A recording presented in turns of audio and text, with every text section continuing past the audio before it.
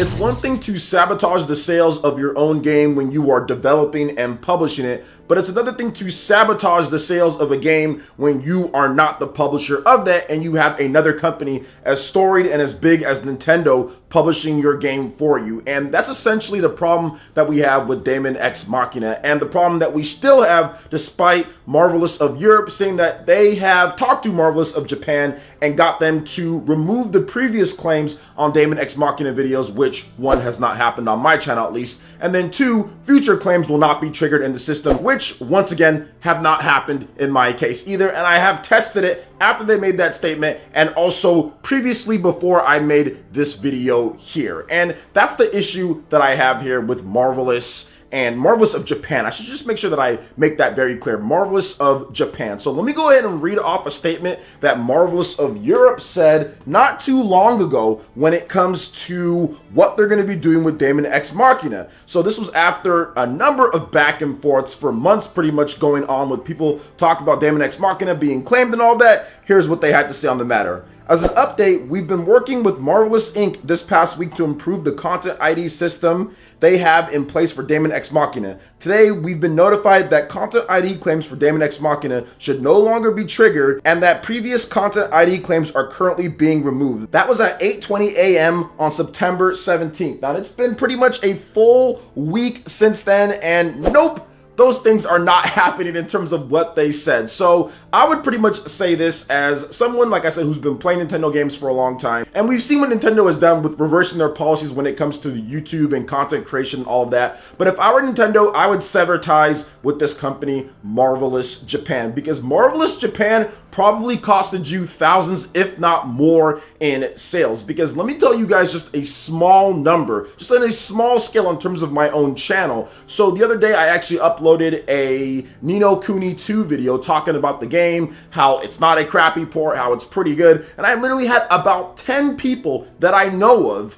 tell me either in the comment section or via DMs or on Twitter that they went out and bought the game. Think about that. 10 people just off of 4,000 or 5,000 views. Now imagine all the other content creators that have way bigger pull than me if they were able to actually cover a game normally. See, that's a lot of lost sales. And if you're someone like Marvelous and you're making a mech action game, which already has a hard time breaking through in the West, the fact that you are simply restricting people even to talk about it, because we're talking about professionals here, right? Professionals.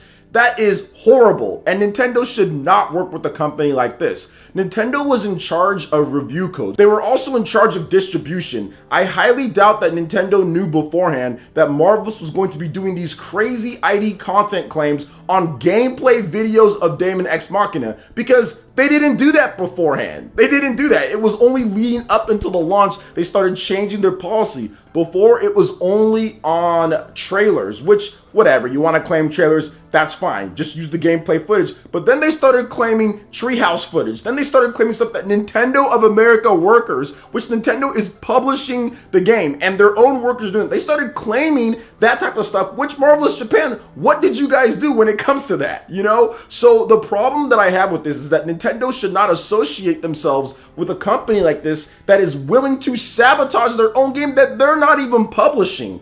I find that to be absolutely ridiculous. Like I said, it's one thing to sabotage your own game that you are developing and publishing, but it's another thing to sabotage a game from a publisher like Nintendo, a big Japanese publisher like Nintendo, to sabotage that type of thing in this situation with a mech action game that needs all the help that it can get is pretty much unforgivable. And at this point, it's already been more than a week where they said that they're going to change things. They haven't changed anything at all. I know Nintendo is not expecting people, because when I got a code from them, you know, they're expecting us to be professionals, and professionals actually have to monetize their work. That's the reason why we're professionals. I know good and well Nintendo didn't think that they were going to have to deal with a company like this that is going to not let people monetize on YouTube when they're the ones who are distributing the codes and everything. I don't think Nintendo's expecting all of us to do this for completely free, spending 20, 30, 40 hours and whatever making content or continuing to make content for a game that they're giving to us when it comes to a review code, and to get claimed by Marvelous Japan this whole time. And with a game like Daemon X Machina, you need to have that positive press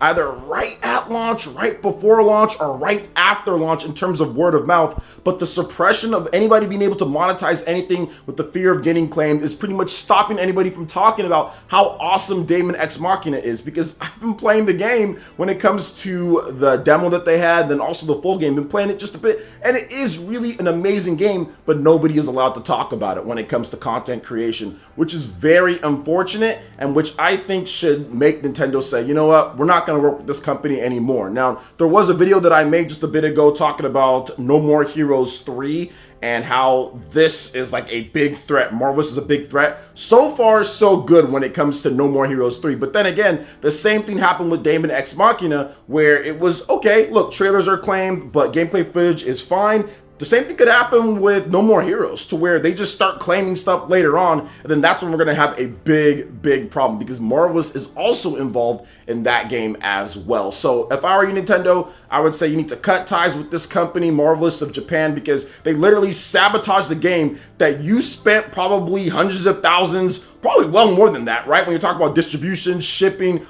all of that stuff. You spent all of that money, and this developer literally sabotaged your own sales. Should you work with that company going forward a lot more? That money could be spent on a developer that wants their game to be talked about and wants their game to be distributed and wants their game to actually sell. Whereas Marvelous Japan, honestly, I don't know what the heck they're thinking, but I think that it's a little bit extra when it comes down to it, that the fact that they said, oh yeah, we're gonna fix things, and then a week later it's not fixed, when you're still in that launch month to where you need to get those sales, and they still haven't fixed it yet. Unforgivable in my opinion. Nintendo, move on from Marvelous. This company literally just sabotaged the game that you spent hundreds of thousands, if not more, distributing, putting out review codes, all that stuff that Nintendo has to pay for in terms of the hours with their PR company and them talking to other people and stuff like that. That's ridiculous. I think that's absolutely ridiculous. Like I said, if Marvelous Japan published this game and you want to sabotage your own game, okay, I get that. But they did it. They're working with another company, and I highly doubt Nintendo thought this was going to be a thing. So